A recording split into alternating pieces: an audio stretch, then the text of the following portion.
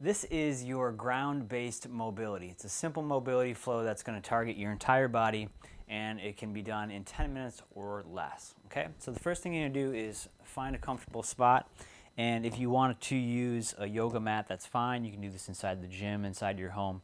Really, you can do this anywhere, but whatever's comfortable for you.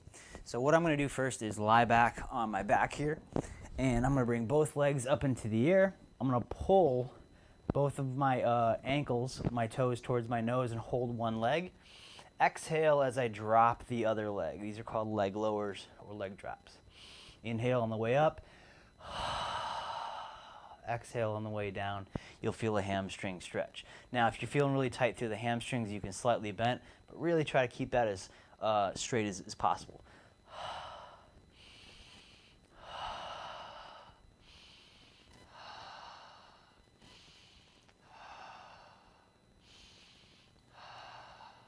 And you're looking to get 5 to 10 reps on each side. Good, that's about 8 for me. I'm going to switch sides. Exhale as I drop.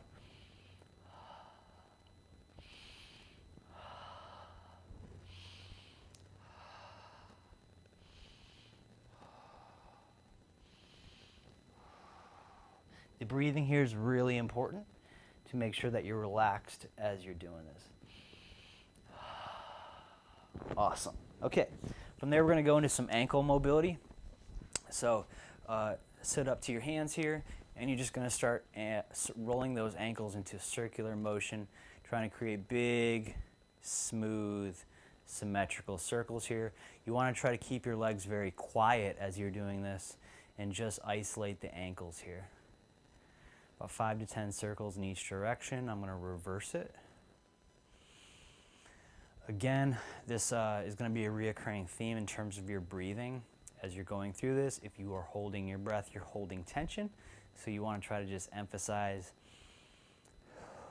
relaxed breathing. Okay, let's bring those legs up. You want to make sure their feet are just outside shoulder width apart. And we're going to work into these windshield wipers here. I'm pressing my hands through the floor as I just work my hips from side to side here.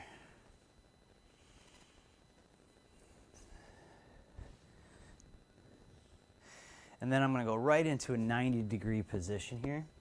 And so my 90-degree setup here is 90-degree ankle, knee, and hip. Same thing back here. And from here I'm going to hinge forward. I'm not going to round my spine.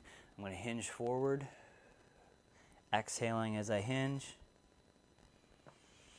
Come up. I'm just going to pivot on my heels to the other side and hinge forward. Come up, pivot on my heels, and hinge forward. You're going to feel this mobility exercise through the back of the hip or in your back pocket. One more on each side.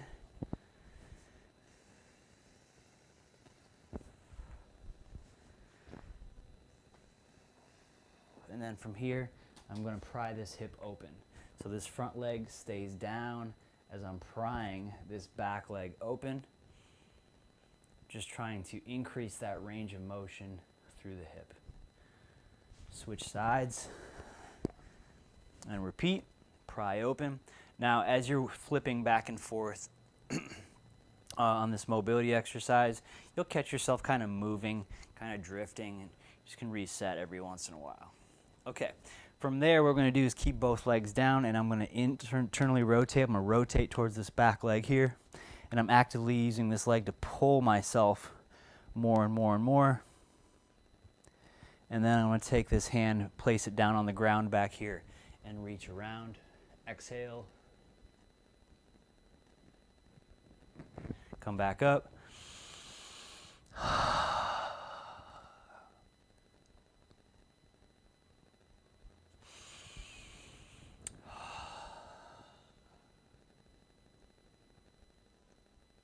Love these 90-90 sequences. Switch sides. Same thing. Internally rotate. I'm really feeling this on the inside of my hip. You might feel it different. And rotate around. We're getting a lot of thoracic rotation here as we do this, and this is going to be internal rotation of the hip. Come back around one more time, and then we'll move on.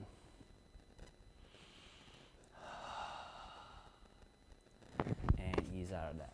Okay, we're going to go into a 6-point position. So all that means is you're going to go on your hands and knees, and we're going to start at the spine. So this is just a cat-cow, and you're going to try to do a segmented cat-cow, but just start at the base of the spine, one by one, start to round everything until your head is dropped and you're in a rounded spine position, pushing the floor away.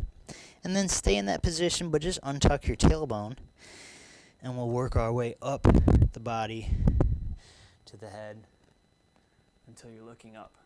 Switch, reverse. Exhale. And then reverse it again, one by one. Now, again, you can spend as much time as you want in this position, and we're just going back and forth.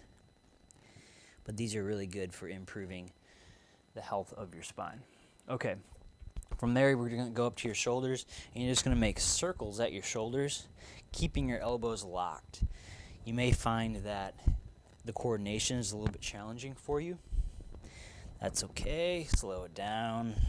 Try to make big circles and reverse it. This is a really essential exercise for keeping shoulders healthy because it's mobilizing and making your shoulder blades smarter. And you might find one direction is more challenging than the other. Okay, posterior hip rock. So what we're going to do, I'm going to extend my left leg back, and then I'm going to turn my right foot in as far as I can. So I'm across my body here. Slightly bend my left leg back. Now I'm going to rock my hip back into the corner. So back and to the right. Just open up the corner of that hip, the back side of that hip a little bit more. So it's not a rock straight back, it's back and to the side. And I feel the back side of my hip open.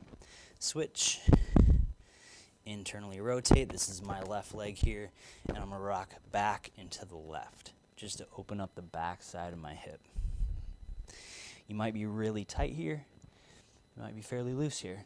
Everybody's a little bit different, but for the most part, I find that people really get a good mobilization into the posterior side of the hip.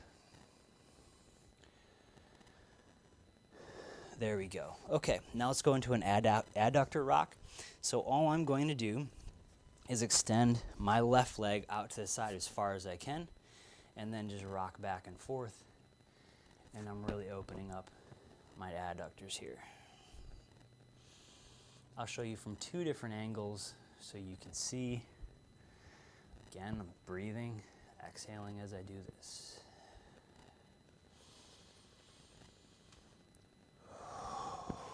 Okay, from the side. Let's go this way. Extend my leg out to the side. This is my right leg. And rock back. I'm trying to kind of search back into that position.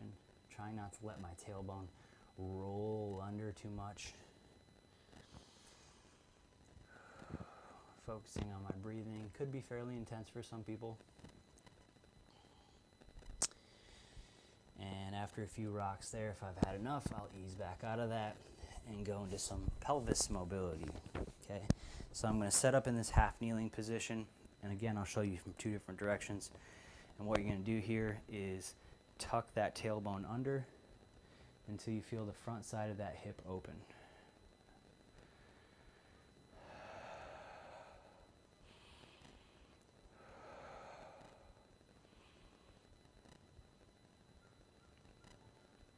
And then hold. I'm going to squeeze my glute.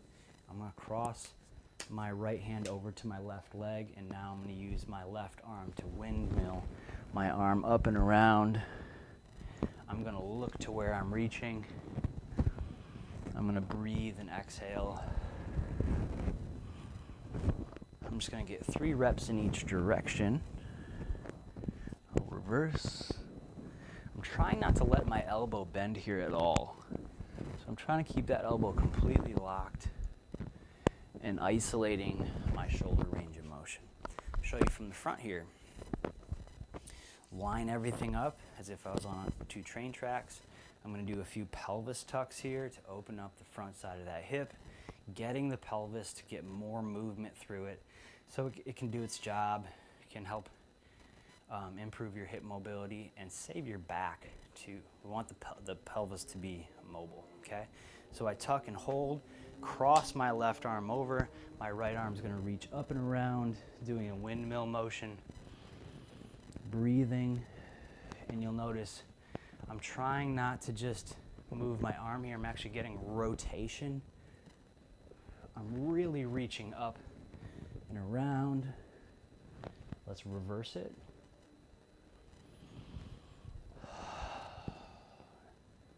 Staying relaxed as I'm doing this.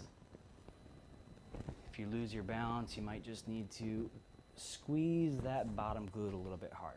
All right, that's your ground-based mobility. Should feel like you've opened up the entire body and you're ready to move on to any type of warm-up movements, or just to do this as an exercise to relax a little bit.